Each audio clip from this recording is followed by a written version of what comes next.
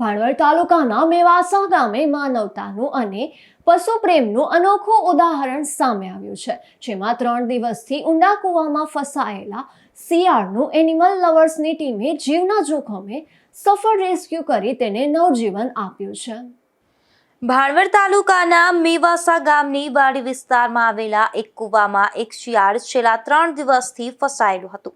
ત્યારે વાડી માલિકે તેને બહાર કાઢવાના અનેક પ્રયાસો કર્યા હતા, પરંતુ સફળતા મળી ન હતી.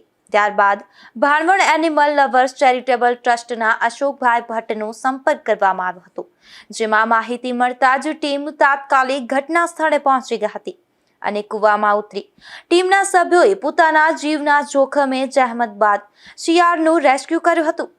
3 દિવસથી ભૂખ, તરસ અને મરણતોલ હાલતમાં રહેલા શિયાળને બહાર કાઢી તેની સ્થિતિનું નિરીક્ષણ કર્યા બાદ સુરક્ષિત રીતે તેના કુદરતી આવાસમાં મુક્ત કરવામાં આવ્યું હતું.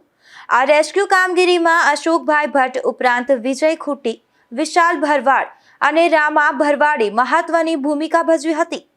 અબોલ જીવને નવજીવન આપવાની આ કામગીરીને સ્થાનિક ગ્રામજનો અને પશુ પ્રેમીઓએ બિરદાવી હતી.